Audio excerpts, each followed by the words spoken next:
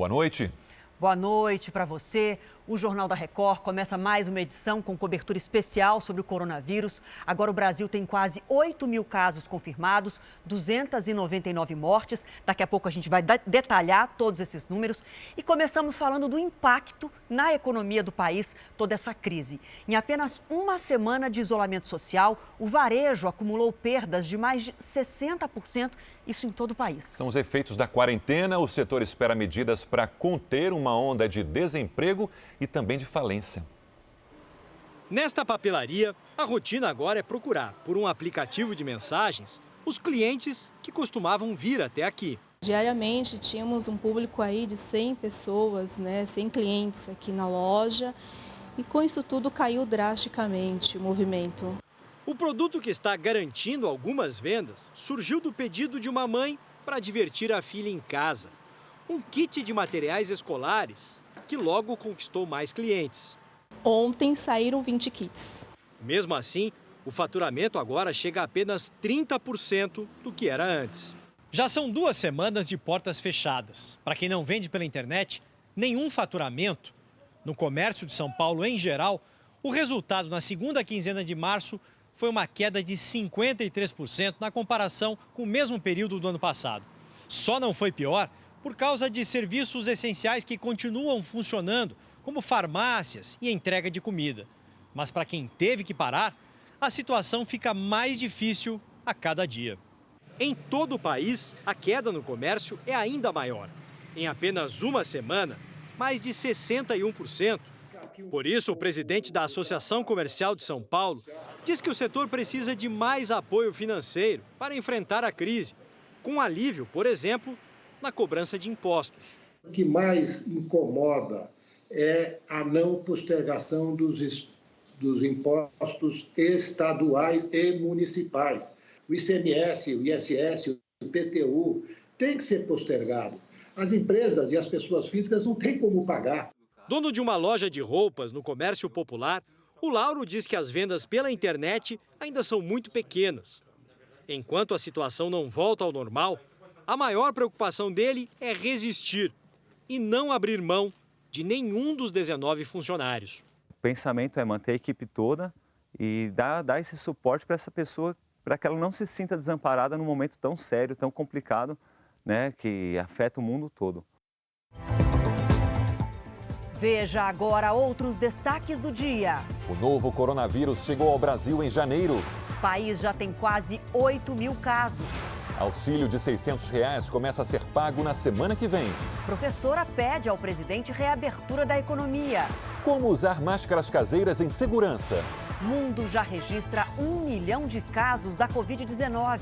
Israel começa a testar em junho vacina contra o vírus.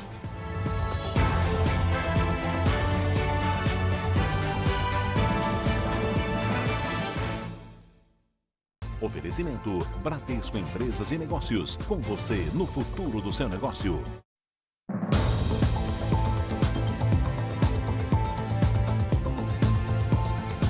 Patrões e empregados já discutem as medidas do governo que entraram em vigor hoje e permitem a redução de jornada, salários e até a suspensão dos contratos de trabalho. Bom, com essas mudanças, na prática vai funcionar assim. O governo dá um auxílio financeiro aos trabalhadores, paga uma parte do salário para que as empresas se comprometam a evitar as demissões durante o período de crise. No município de Guarulhos, na Grande São Paulo, as lojas de material de construção podem abrir as portas nesse período de quarentena. Mesmo assim, o movimento caiu pela metade. A Arão tem caixa para pagar os funcionários na próxima segunda-feira, mas não sabe como será nos meses que virão. Eu nunca experimentei. Passei tantos planos lá que dividem o dinheiro por 1.000, nós nunca passamos esses problemas que nós estamos passando hoje. A medida provisória que autoriza corte de jornadas, salários e regulariza a suspensão de contratos de trabalho é uma tentativa de manter mais de 8,5 milhões de empregos. É importante que os dois lados sejam atendidos e os trabalhadores também não podem arcar com o peso total dessa crise e precisam ter um suporte para a manutenção do seu emprego. As novas regras já estão valendo, mas é preciso que haja um acordo entre patrões e empregados. E em qualquer uma dessas opções, seja a redução da jornada e dos salários ou a suspensão do contrato, o trabalhador terá garantia de emprego no período em que as novas medidas estiverem valendo. Por exemplo, se a redução da jornada durar 2 meses, ele não poderá ser demitido nesse tempo e também nos 2 meses seguintes. É um momento onde há uma concessão de lado a lado. A possibilidade de você ter uma redução de salários e de jornada, ela permite que você mantenha os postos de trabalho e, ao término do período de crise, as atividades retomem exatamente como antes, com salários iguais e jornadas iguais. Com hotéis fechados, o sindicato da categoria havia se antecipado e sugerido às redes a suspensão do contrato de trabalho, férias coletivas ou alteração de jornada e salário. Com o programa, se a redução for de 25%, o trabalhador terá 25% do valor que receberia do seguro-desemprego. Há ainda a possibilidade de redução de 50% e 70%. Mas se a opção for suspender o contrato de trabalho por 2 meses, isso vai depender do tamanho da empresa. Para as menores, com receita anual de até R$ 4.800.000, o funcionário receberá 100% do seguro-desemprego e terá os benefícios mantidos. Na loja do Arão, ele ainda faz as contas para saber qual é o melhor caminho, mas não descarta a possibilidade de uma conversa com os funcionários. Põe o time, exponha o que está acontecendo, mostre transparência, que o funcionário vai saber entender. Bom, começamos falando aí do impacto dessa crise toda na economia aqui no Brasil. Então, olha só os dados dessa pesquisa. 11% dos brasileiros entrevistados em uma pesquisa já perderam o emprego, já estão sem trabalho. 69% informaram que deve cortar gastos na família. E 56% dos entrevistados disseram que não vai dar para pagar todas as contas em dia. Vão atrasar os pagamentos. E tem mais, olha só, sobre as medidas de combate à pandemia, o isolamento das pessoas, 51% consideram que o isolamento total é o mais correto a fazer agora. E 42% consideram que deveria ser o isolamento parcial, só das pessoas de grupo de risco e os mais idosos, essas é que deveriam ficar em casa. Essa pesquisa foi encomendada pelo Banco BTG Pactual ao Instituto de Pesquisa FSB. Foram ouvidas 2.100 pessoas nos dias 26 e 27 de março. A margem de erro é de 2 pontos percentuais para mais ou para menos e o intervalo de confiança é de 95%. Bom, nós já falamos sobre a ajuda do governo federal para quem tem trabalho, para quem tem carteira assinada. Agora vamos falar para os informais, para os autônomos. 30 milhões de brasileiros esperam o auxílio emergencial do governo federal. E é uma ajuda financeira para amenizar os impactos da quarentena sobre trabalhadores que não têm renda fixa. Sem fornecedor, Daniele não tem tecido para costurar. Sem produção, não tem o que vender. E o dinheiro não vem. E o que fazer para sustentar a família de 6 pessoas? As contas de consumo, a gente está reduzindo ao máximo para baixar bem a conta para a gente conseguir pagar também. E aí esse mês é um mês. E vamos pensar em um mês de cada vez, não é? Heloísa é especialista em tranças e atendia a domicílio. Está há 15 dias sem trabalhar. O pouco dinheiro que consegue é da venda online de toucas e fronhas. E também da boa vontade dos clientes. Todos os meus clientes são maravilhosos. E aí tem um cliente que ele nem tinha nada. Ele falou, Elo, como que tá as finanças? Se você quiser, eu pago 1, 2 tranças e depois a gente vê. As 2 mulheres se encaixam no auxílio emergencial de R$ 600 por mês anunciado pelo governo federal. Daniele porque é trabalhadora informal. E Heloísa porque está cadastrada como microempreendedora individual. Idosos e pessoas com deficiência que esperam benefício do INSS têm direito ao adiantamento. Autônomos e quem trabalha sem contrato fixo também. Para ganhar o benefício, o trabalhador tem de ser maior de idade. Não pode estar recebendo aposentadoria nem seguro-desemprego. A renda mensal deve ser de até meio salário mínimo por pessoa, ou de, no máximo, 3 salários mínimos, contando tudo que a família recebe. O decreto permite que até 2 pessoas da mesma família recebam o benefício. Mas se uma delas já tiver o Bolsa Família, vai ter de escolher entre um ou outro. Já as mães, que são consideradas chefes de casa, vão ter direito a 2 cotas e poderão sacar R$ 1.200. A expectativa é que, além de funcionar como um respiro para quem não tem renda fixa, o auxílio dê um fôlego na economia. Esse dinheiro ele vai ajudar essas famílias mais pobres a manterem um mínimo de consumo e poderem fazer a quarentena. Né? Quer dizer, o consumo dessas pessoas representa uma parte muito importante da economia e sem isso a gente não consegue nem imaginar o tamanho do prejuízo, o tamanho da queda do PIB que a gente teria esse ano. Olha, tem muita gente ansiosa para receber esse dinheiro, o Corona Voucher, mas fica atento, porque já tem quadrilha aproveitando o momento para aplicar golpes pela internet, justamente em quem tem o direito de receber o auxílio emergencial do governo. Vamos falar ao vivo com o repórter André Hold, que vai explicar para a gente agora como é que esses golpistas estão agindo. André, boa noite. Boa noite, Adriana. Boa noite a todos. Segundo o levantamento de um laboratório de segurança digital, já são mais de 4,5 milhões de vítimas em todo o Brasil. Um dos golpes vem sendo aplicado em gente interessada em receber o auxílio de R$ 600 a ser pago a trabalhadores informais. Os criminosos enviam mensagens com informações falsas por e-mail ou por aplicativo. Aí pedem que o usuário acesse um link. Na sequência, roubam os dados pessoais e bancários da vítima. As pessoas devem saber que esse tipo de contato não é feito por mensagem ou por e-mail. Quem está cadastrado no banco de dados do governo federal vai receber o benefício antes. Quem não está cadastrado deve aguardar mais um pouco pelos detalhes de como vai ser feito o pagamento. De Florianópolis, André Hold. Ok, André, obrigada. Então não clique em nenhum link que você desconfia, não conhece. A gente vai trazer todas as informações de como as pessoas têm que fazer para receber esse dinheiro, Sérgio. Toda a cautela numa hora dessas. Sim. E uma liminar da Justiça autorizou a abertura de uma churrascaria em Taubaté, no interior de São Paulo. Segundo a decisão, o local às margens da rodovia Presidente Dutra não pode ficar fechado porque atende muitos caminhoneiros. Depois de 8 dias fechada, essa churrascaria voltou a funcionar. O proprietário conseguiu na Justiça de São Paulo uma liminar que autoriza a retomada da atividade. Na liminar, o empresário argumenta que os caminhoneiros continuam trabalhando durante a quarentena e que precisam de serviços que possibilitem o desempenho do trabalho e que a ausência de descanso e de alimentação apropriadas para os caminhoneiros e viajantes afronta a dignidade humana e coloca em risco os demais motoristas. Hoje, a Vigilância Sanitária fez uma inspeção no local.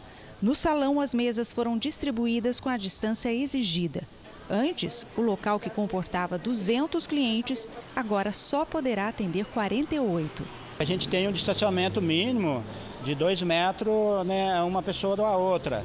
Então a gente está aqui, né, com a disponibilidade da mesa, respeitando esses limites, aonde as pessoas, né, consigam fazer uma alimentação saudável, evitando aí a contaminação no seu período aí de refeição. A reabertura surpreendeu os clientes. Eu acho que é importante que abra, tenha esse cuidado, porque a gente na estrada, nas rodovias, aí não está tendo lugar para comer lanche nem almoçar. Aí atrasado, eu estava sem comer nada. Aí quando ele falou que estava aberto, que benção. O caminhoneiro que passar pelas estradas vai poder usar um outro serviço de apoio, mas pela internet. É um aplicativo que oferece informações sobre serviços essenciais, como restaurantes, postos de combustíveis, borracharia e oficina. Vamos detalhar então os números da pandemia do coronavírus no Brasil. O país já registrou, nesse momento, 299 mortes pelo coronavírus. O número é do boletim divulgado hoje pelo Ministério da Saúde. Os casos confirmados em todo o país chegaram a 7.910, quase 8.000. São Paulo tem pouco mais de 3.500 pacientes com a doença. 188 pessoas morreram no estado. No Rio de Janeiro, são quase 1.000 casos. São 992, com 41 mortes. O Ceará é o terceiro estado com maior número de casos, 550, e também de mortes, 20 até agora. E uma força-tarefa da Secretaria de Saúde de São Paulo começou a analisar 201 mortes suspeitas que estavam no Instituto Adolfo Lutz.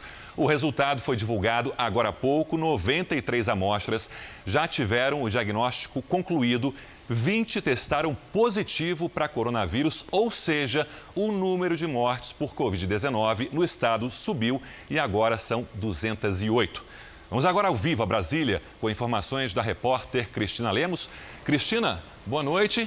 O Ministério da Saúde anunciou a compra de 8 mil respiradores e mais de 200 milhões de itens de proteção individual, máscaras, luvas. Quando isso chega, afinal?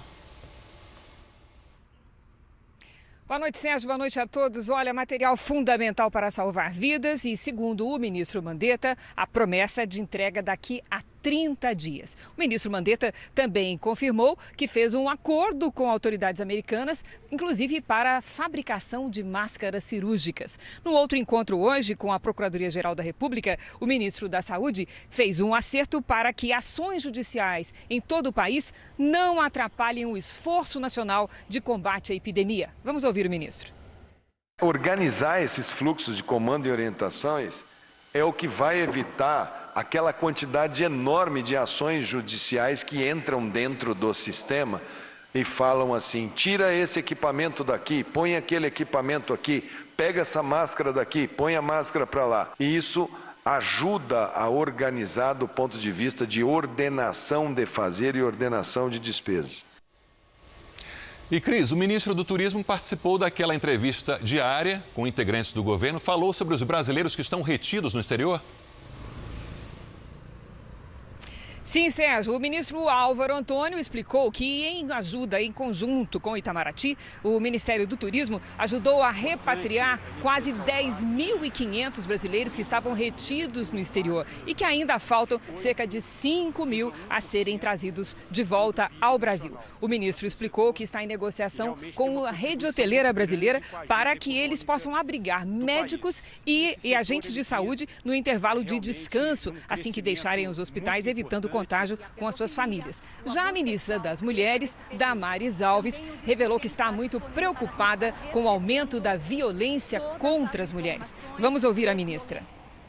No Brasil, nós já temos algumas indicações, como o estado do Rio de Janeiro, em que há um anúncio de que a violência contra a mulher, a notificação da violência contra a mulher nesse período já é de 50% maior em relação ao período anterior. Por que a violência lá foi o aumento de 50%?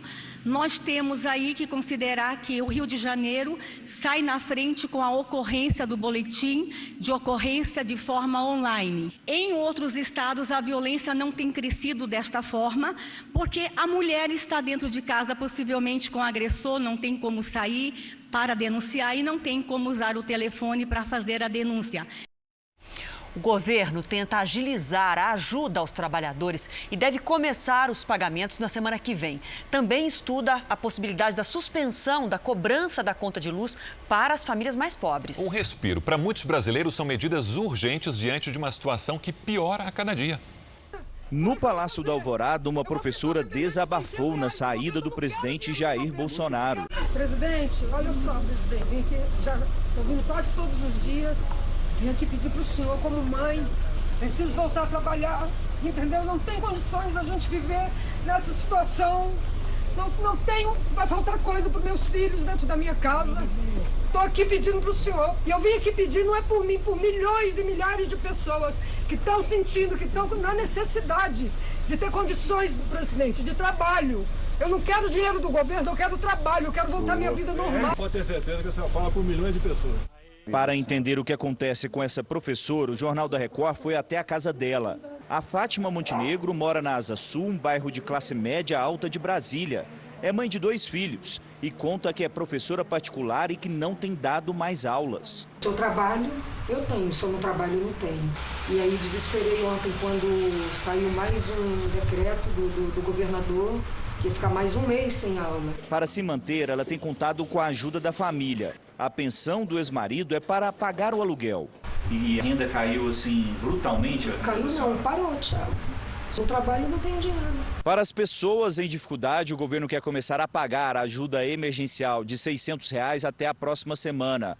A medida já assinada pelo presidente ainda não foi publicada porque o governo entende que tem que editar uma nova medida provisória antes. Mães de família, trabalhadoras informais vão receber R$ 1.200. O Ministério de Minas e Energia estuda dar isenção da conta de luz para as famílias de baixa renda. Jair Bolsonaro falou sobre a operação para pagar a ajuda emergencial. Tá todo vapor. Vai, semana que vem começa a pagar. Eu assinei ontem, estava dispensando outra medida provisória, porque não adianta dar um cheque sem fundo. É verdade. Tem que ter um crédito também. Tem a burocracia enorme. Uma canetada meio errada é crime de responsabilidade. Dá para vocês entenderem isso? Vocês querem que eu cave minha própria sepultura? Vocês querem que eu cave minha própria sepultura? Não vou dar esse prazer para vocês. O ministro da Saúde também comentou sobre essa situação. Esse quadro não é bom para ninguém. Não tem ninguém beneficiado com esse quadro. Ele é ruim para todos nós. Ninguém mais do que nós queremos que isso daí se resolva de uma maneira rápida. Já está valendo a medida provisória que autoriza um acordo entre empresários e trabalhadores para que ocorra uma redução de jornada e de salários, ou mesmo a suspensão dos contratos de trabalho. Faremos todo o nosso possível dentro de planejamento, técnica e o melhor para dar o equilíbrio entre a saúde e a economia das pessoas. Essa pode ser uma alternativa para reduzir o desemprego e para evitar mais situações de desespero, como o da professora Fátima. Eu só quero ter minha vida, tia. Eu e milhões de pessoas. Vamos falar agora dos testes da Covid-19. A gente sabe que tem muitos testes atrasados, inclusive de pacientes que já morreram aqui em São Paulo, por exemplo. Mas agora uma plataforma digital vai unificar os laboratórios que fazem o diagnóstico do coronavírus no estado de São Paulo. A Giovana Rizardo traz as informações para a gente ao vivo. Boa noite, Giovana. Como é que vai funcionar essa plataforma? Oi, Adriana, boa noite para você, boa noite para todo mundo. A prioridade vai ser para os pacientes que tiveram mortes suspeitas, para testes de pacientes com mortes suspeitas e também de pacientes que estão internados em estado grave. Ter essa informação agora quer dizer também tomar decisões mais rápidas, mais fáceis. A expectativa é de zerar a fila de testes aqui do coronavírus. São 10 mil testes que devem ser feitos por dia. O diretor de testes do coronavírus, que é diretor do Instituto Butantan, é o Dr. Dimas Tadeu Covas. Ele diz que hoje a maior dificuldade é a falta de insumos. Existe uma falta de reagentes no mercado internacional. Quer dizer, a Secretaria tem compras em andamento, mas as companhias não conseguem entregar. Nós vamos adquirir do governo da Coreia 1.300.000 testes de RT-PCR para identificar o vírus. E essas amostras, esse material, poderá chegar já agora no final da primeira quinzena de abril. E no Rio de Janeiro estão crescendo os registros de infectados nas comunidades. Isso é uma grande preocupação para as autoridades de saúde. Pelo menos 6 casos de contaminação por coronavírus já foram confirmados em comunidades do Rio. Nessa quinta-feira, houve os primeiros registros no Complexo do Alemão e na Mangueira. Outras 4 áreas carentes já tinham ocorrências. A Rocinha, a maior comunidade carioca, ainda não tem casos confirmados da Covid-19. Mas as mortes de 2 idosos estão sendo investigadas por suspeita da doença. Por causa do grande número de pessoas vivendo em casas pequenas e da movimentação nas ruas, essas regiões são um dos principais desafios no combate ao coronavírus. Hoje, a Prefeitura distribuiu 3 mil kits de higiene para idosos que moram nas comunidades. Para um dos líderes comunitários da Rocinha, muitos moradores ainda não estão levando a sério os riscos da pandemia. Eu vejo muitas pessoas hoje andando na rua, não preocupadas realmente com essa situação. A Rocinha hoje não tem casos confirmados, mas nós estamos cercados de casos, a Gávea, Leblon, São Conrado. A Secretaria Estadual de Saúde informou que os testes rápidos para detectar a doença devem começar a ser realizados na próxima semana. Os profissionais vão ser orientados sobre como usar o kit. 1.200.000 que compramos e é um número mais do que suficiente para a gente entender como é que está a epidemia no nosso meio, só precisa ser usado da forma adequada. Vamos agora ver os números da Covid-19 no mundo todo. Olha, um dia marcante porque o número de pessoas infectadas passou de 1 milhão, quase 1 milhão e 8 mil pessoas infectadas. As mortes até agora, essa doença já provocou 52.771 mortes em 181 países que foram infectados até agora. E o número de pacientes recuperados da doença até agora é de 210 mil, um pouquinho mais de 210 mil. Vamos ver como é que está nos países. Olha, os Estados Unidos são o país com o maior número de casos, mais de 238 mil. Em seguida vem a Itália, com 115 mil casos, e a Espanha, com 112 mil casos. Mas Itália e Espanha juntas têm muito mais mortes, 24 mil mortes juntas. A gente também tem que fazer uma comparação com a situação da malária, uma outra doença. É claro que a Covid é muito grave, não tem remédio, não tem vacina, mas a malária, por exemplo, infecta mais de 220 milhões de pessoas e mata 400 mil pessoas em um ano. Agora vamos falar dos Estados Unidos, que ultrapassaram a marca de 5 mil mortes pela Covid-19 e vem explodir os números do desemprego no país. A Casa Branca discute se deve pedir à população que use máscaras o tempo todo. Especialistas alertaram que o coronavírus pode ser transmitido quando duas pessoas estão conversando ou respirando muito perto uma da outra. Não é preciso tossir ou espirrar para passar a doença. Por isso, o isolamento social também é importante. O Dr. Anthony Fauci, principal cientista da Força Tarefa, disse que o país pode evitar chegar às projeções de 200 mil mortos se for mais agressivo nas medidas de contenção. Quase 96% da população dos Estados Unidos está em casa em quarentena. Sem trabalho, 6 milhões e 600 mil americanos deram entrada no pedido de seguro-desemprego na última semana. Os economistas acreditam que entre abril e maio, 20 milhões de vagas podem fechar. Na Flórida, terminou hoje o pesadelo dos passageiros de 2 navios de cruzeiro que aguardavam um acordo com as autoridades locais para atracar e abandonar os barcos. 4 pessoas morreram a bordo do navio Zandan. Desde o dia 10 de março, passageiros e tripulação aguardavam autorização para pisar em terra firme. Os mais de 200 passageiros que estão doentes continuam a bordo. Os 10 em estado crítico serão hospitalizados e os demais agora poderão voltar para casa. O presidente Donald Trump passou por um novo teste de coronavírus e o resultado deu negativo. Um novo tipo de exame foi usado que apresenta o diagnóstico em 15 minutos, teste rápido. Tomara que ele chegue aqui também esse teste, né? Mas vamos até os Estados Unidos ao vivo falar com a nossa correspondente, Heloísa Vilela. Boa noite para você, Heloísa. Quais as novas medidas os Estados Unidos vão tomar para combater a doença? Boa noite, Adriana. Olha, o presidente Trump disse hoje que o hospital de emergência montado aqui no Centro de Convenções de Nova York para 2.500 pessoas será usado exclusivamente para pacientes de Covid-19. Além disso, Trump usou a Lei de Produção de Defesa para obrigar 6 empresas a fabricarem partes e peças de respiradores mecânicos. No estado de Nova York, estima-se que haja um número suficiente de respiradores somente para os próximos 6 dias. Segundo o governador, o número de pacientes que tiveram alta aumentou bastante. A prefeitura aqui de Nova York recomendou o uso de máscaras para sair nas ruas e ao ficar perto de outras pessoas.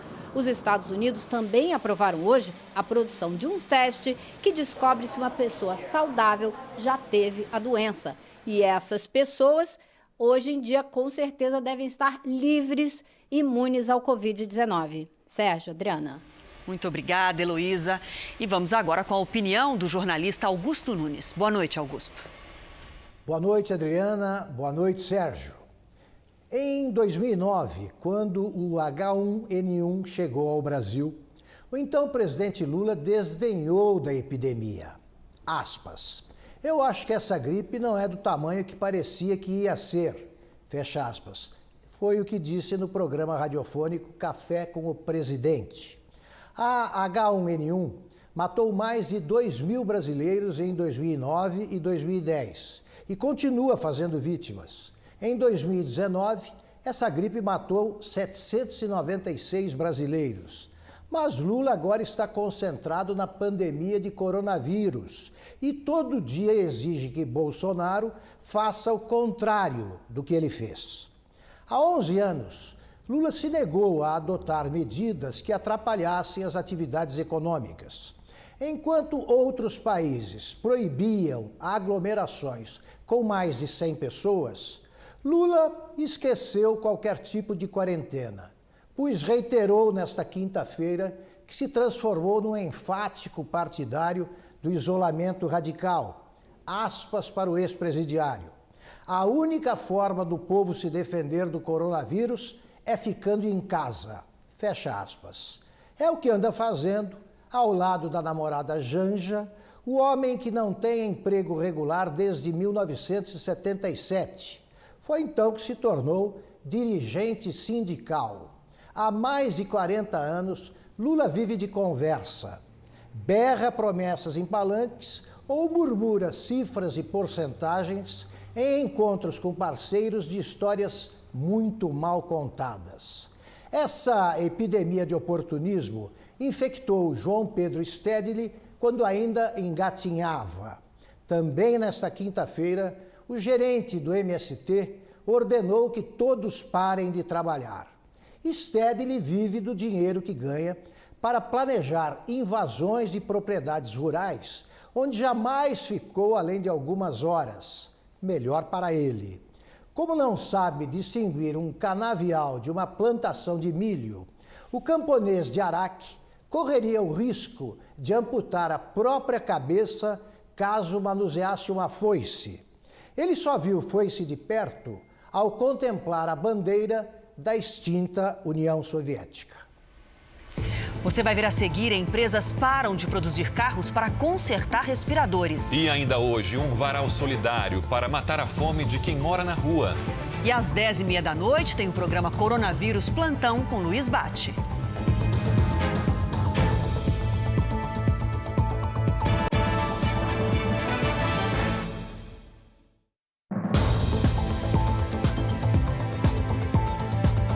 Em vez de carros e autopeças, 11 empresas do setor automobilístico do país estão usando seus equipamentos e funcionários para consertar respiradores mecânicos. Os funcionários dessa montadora, que fica em Gravataí, na região metropolitana de Porto Alegre, são todos voluntários. Com a ajuda do Senai, eles aprenderam a consertar respiradores mecânicos. Os técnicos retiram o equipamento, realizam a manutenção, o diagnóstico nas bancadas e ele segue para calibração e uma vez calibrado e certificado, ele vai retornar aos hospitais. A montadora recolheu os aparelhos em hospitais e empresas do setor da saúde. Só aqui no Rio Grande do Sul, a Secretaria de Saúde identificou 76 ventiladores estragados nos hospitais do estado.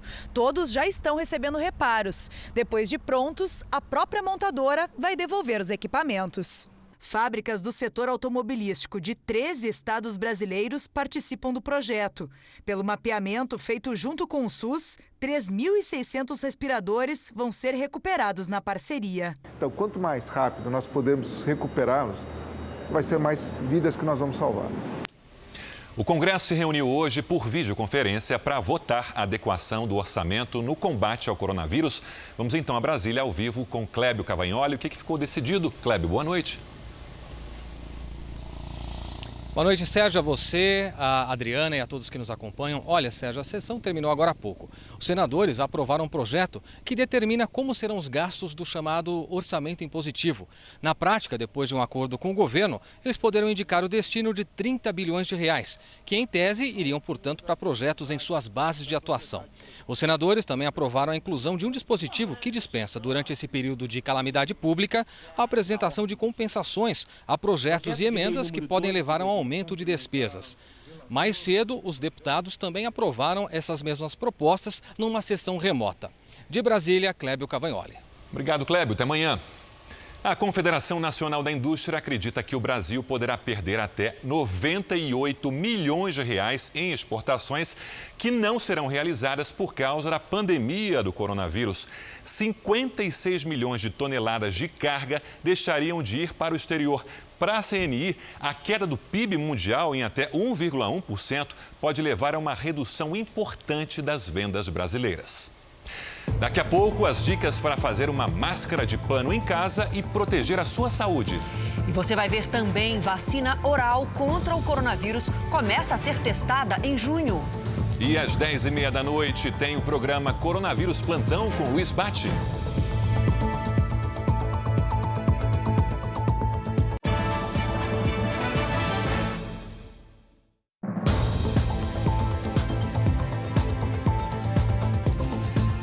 Sabe, milhões de estudantes estão sem aula em todo o país. Mas muitas escolas estão de portas abertas para imprimir as tarefas e oferecer a merenda para quem não tem o que comer em casa. Em escalas diferentes, o isolamento social mantém longe da escola quase 50 milhões de estudantes. Dá uma tristeza, né? A gente está passando nessa fase difícil e nossos filhos cobram bastante a gente, né? Eles são pequenininhos, eles ficam em casa ansiosos, eles não entendem. A gente passa pelos corredores, né? E aí a escola vazia perde todo o sentido, né? Da escola. A gente está com muita saudade dos alunos. Só na rede pública são quase 40 milhões de alunos. Nesse período excepcional, a carga horária mínima de aulas, de acordo com a faixa etária e série, vai continuar valendo, mas o ano letivo passa a ser mais flexível. As instituições de ensino estão dispensadas do cumprimento dos 200 dias letivos para a educação básica. Talvez elas tenham que usar sábados, feriados, no segundo semestre. Nós vamos ter que ter um pacote de soluções para quando as aulas retornarem. A medida provisória também vale para os 10 milhões de estudantes das escolas particulares, que estão se reunindo para definir estratégias de conduta. Vamos fazer um pouco à distância, um pouco trabalho domiciliar. No final do ano, os filhos de vocês, os nossos crianças e jovens, terão condições de seguir a sua vida escolar sem nenhum prejuízo pedagógico ou desenvolvimento. Essa escola pública tomou várias medidas com os recursos que tinha. Além de plataformas online, Miguel, da secretaria, fala com os pais por mensagens, pelo celular. Fábio imprime as tarefas e os exercícios para aquelas famílias que não têm computador ou impressora em casa. A escola é próxima, não tem tanta dificuldade, então só vim aqui realmente para retirar o material. As dificuldades vão além do conteúdo, passam por uma questão financeira que atinge muitas famílias, onde a merenda, para muitos, a única refeição do dia, faz uma falta danada. Não tem o que comer em casa. Às vezes até pede para levar um pouquinho para o irmão, para a irmã. Tia, qual o cardápio de hoje? Só que nessa escola, em Santana de Parnaíba, na região metropolitana de São Paulo, são mais de 1.200 crianças e adolescentes fora das salas de aula. Só um departamento está funcionando a todo vapor. É a cozinha da escola que, mesmo nesse período de quarentena, está oferecendo 300 refeições por dia. Só hoje, as cozinheiras fizeram mais de 100 quilos de alimento que serão retirados por crianças e famílias carentes. Muitos vêm só para comer, né? Eles vêm para estudar, lógico, mas assim, a alimentação para eles ajuda muito. Ao meio-dia, a porta do ginásio se abre. Os pais cadastrados vêm buscar a marmita, que muitas vezes alimenta a família inteira. O almoço mesmo não é feito, nem é feito em casa. No momento não, porque a marmita está ajudando, né? Faz diferença, né? A Organização Mundial da Saúde estuda um protocolo para que todos passem a usar máscaras de proteção em países ameaçados pelo coronavírus. E com isso, as autoridades brasileiras publicaram informações sobre a melhor maneira de fazer uma máscara de pano caseira.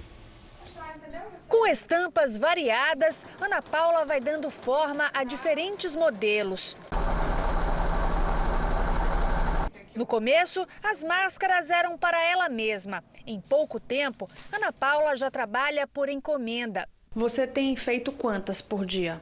Uma média de 40, 50. Como não há máscaras industriais suficientes no mercado, é essa aqui, artesanal, feita de pano, que deve se tornar uma grande aliada contra a disseminação do coronavírus. Acho que máscaras de pano para os comunitários funciona muito bem como barreira, não é caro de fazer, faça você mesmo, tem na internet, faça a sua máscara de pano nos comunitários e lave com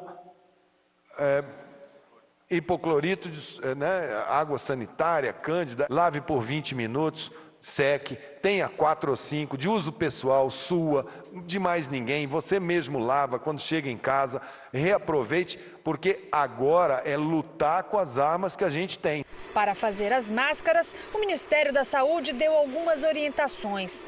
O tecido em camada dupla deve medir 17 por 21 centímetros. Na parte de cima, que vai ficar em contato com o nariz, deve-se colocar 9 centímetros de arame. Pode ser aqueles de fechar embalagens. Depois, passar a costura com 3 dobras para ficar firme. É importante também reforçar o nó no elástico que vai ser costurado nas laterais.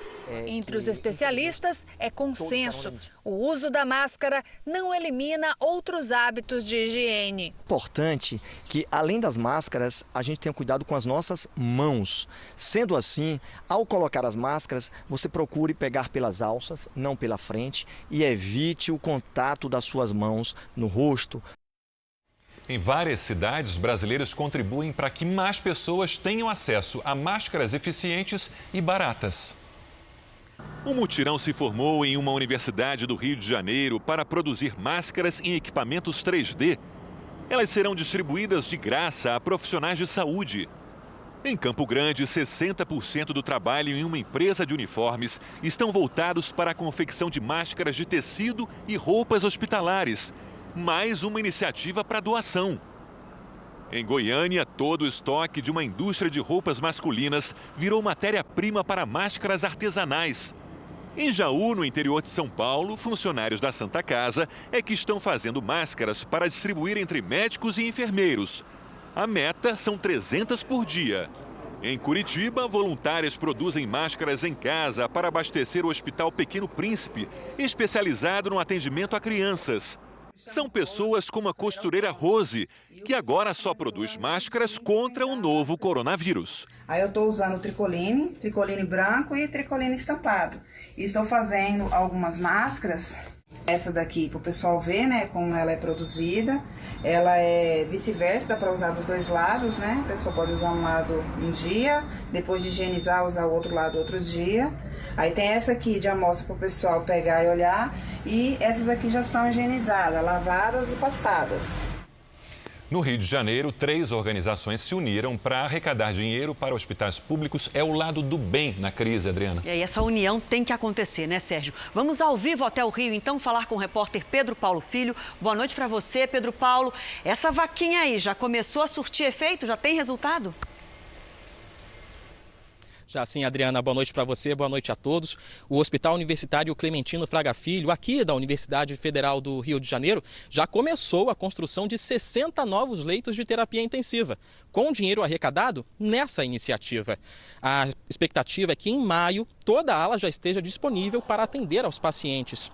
No total, o hospital vai receber 12 milhões de reais. Desses, 7 milhões e meio serão para os leitos. O restante será aplicado na compra de equipamentos de proteção individual para os funcionários e na contratação de mais equipes. 700 pessoas doaram e a arrecadação continua para essa ajuda se estender a outros hospitais públicos. Do Rio de Janeiro, Pedro Paulo Filho. Muito obrigada, Pedro. E a todas as pessoas, né, que estão doando, muito obrigada. É hora de repartir, doar comida para quem não tem. Agora a gente muda de assunto porque uma barragem da Vale, em Ouro Preto, Minas Gerais, entrou no nível 2 de emergência. É o Luiz Casoni que fala ao vivo com a gente também. Boa noite, Luiz. Relembra aí pra gente o que significa nível 2 de emergência. Oi, Adriana, boa noite para você, boa noite, Sérgio. Olha só, o nível 2 de emergência recomenda a retirada de pessoas que estão na chamada zona de autossalvamento. Segundo a Vale, 67 famílias que vivem na comunidade próxima à barragem de Doutor serão retiradas até o final deste mês. A mineradora diz que a barragem não sofreu alterações físicas e não há risco de rompimento. A mudança no nível de emergência, segundo a Vale, foi devido a critérios mais rigorosos de avaliação por parte da auditoria contratada pela empresa. A barragem está com as atividades paralisadas desde março do ano passado por decisão da Justiça. De Belo Horizonte, Luiz Casoni. Muito obrigada, Luiz, pelas suas informações. A gente já segue agora aqui com a Lidiane. Boa noite, Lid, para falar da previsão do tempo em todo o país, com uma boa notícia para o sul. Lá tem gente feliz comemorando, porque eram 259 municípios sofrendo com uma estiagem prolongada e choveu por lá. Agora, eles podem continuar felizes? Vai continuar chovendo? Só por hoje, viu, Adriana? Boa noite para você, para todo mundo que nos acompanha. Olha, a comemoração é só por hoje, mas diferente de março, nos próximos dias vai voltar a chover por lá. Agora, a frente fria segue para o sudeste e com um ciclone extratropical provoca temporais já nas próximas horas. Lidiane, a gente fala em ciclone, já dá um susto. É para assustar? Não, depende do ciclone, né, Adriana? Olha só, tudo depende da intensidade. Chamamos de ciclone os ventos que giram no sentido horário, aí com mais velocidade. Eles empurram a frente fria e, neste caso, o ciclone, a gente observa, está afastado da costa. Bom, mas esse aí vai provocar o quê? Vamos lá, olha, esse vai provocar o seguinte, as ondas podem chegar a 3,5 metros entre o litoral de Santa Catarina e do Espírito Santo. E os ventos a 80 quilômetros por hora do Rio Grande do Sul até o Rio de Janeiro e também no interior de Minas Gerais. No Vale do Paraíba, Rio de Janeiro e sul de Minas, chance de alagamentos e deslizamentos. E chove forte também no Triângulo Mineiro. Agora, de Alagoas até o Amapá, chuva a qualquer hora. Faz sol do Rio Grande do Sul até Mato Grosso do Sul, no norte de Minas e também ali no interior da Bahia. Em Porto Alegre faz 24 graus, cai em relação aos últimos dias. Em Brasília, 29 e em João Pessoa até 32. No Rio de Janeiro, a chuva de amanhã pode provocar transtornos. 29 graus é a máxima para amanhã. Curitiba é a única capital com tempo firme, 22 graus. Ou seja, o sol aparece, mas é aquela luz de geladeira. Só esquenta, aliás, só ilumina, mas não esquenta. Em Fortaleza, máxima de 32 e em São Paulo, 27 graus, vamos ter amanhã de máxima com ventania. Depois cai um pouquinho, a gente percebe as manhãs bem geladas, Adriana. Bem mais frias, né? Todo mundo pedindo tempo delivery. Daqui a pouco a gente volta, porque o assunto do coronavírus está sobrecarregando aqui o jornal, mas a gente traz. Tá bom, até amanhã. Obrigada, até amanhã. Vamos voltar então a falar do coronavírus, porque a China rebateu hoje as acusações americanas de que o país teria omitido o número de contaminados e mortos pela Covid-19. Vamos ao vivo à Ásia com a nossa correspondente Cíntia Godoy. Bom dia para você, Cíntia. Suas informações, por favor. Boa noite, Adriana. Os chineses não gostaram nem um pouco das críticas americanas. Autoridades disseram até que as acusações são imorais e uma tentativa de culpar a China pela demora dos Estados Unidos em agir. Mas a verdade é que os casos vêm crescendo no mundo e em outros países da Ásia. Hoje foi confirmada a primeira morte em uma das maiores favelas do continente, na Índia, o que preocupa muito as autoridades. Aqui no Japão, a capital Tóquio voltou a registrar recorde no número de infectados, 97 casos em um dia. E a partir de hoje, sexta-feira, aqui na Ásia, todas as pessoas que chegarem de fora do país serão colocadas em quarentena. Mas o governo do primeiro-ministro Shinzo Abe ainda sofre pressão para declarar estado de emergência no país. Adriana, Sérgio. Obrigada, Cíntia. E da Ásia já vamos para a Europa, que tem 500 mil de casos confirmados de coronavírus e 30 mil mortes. A imensa maioria das mortes se enquadra no grupo de risco, que é o dos idosos. Vamos ao vivo até Lisboa falar com a repórter Ana Paula Gomes. Boa noite para você, Ana Paula.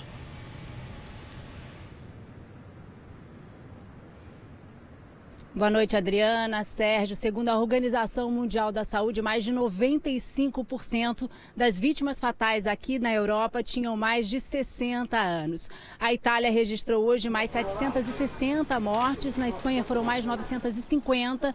Apesar desse recorde nas últimas 24 horas, as autoridades espanholas acreditam que o país chegou nesse pico da curva e que agora esses números devem se estabilizar e depois cair.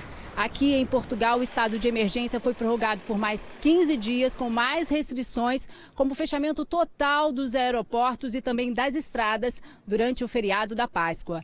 Adriana, Sérgio.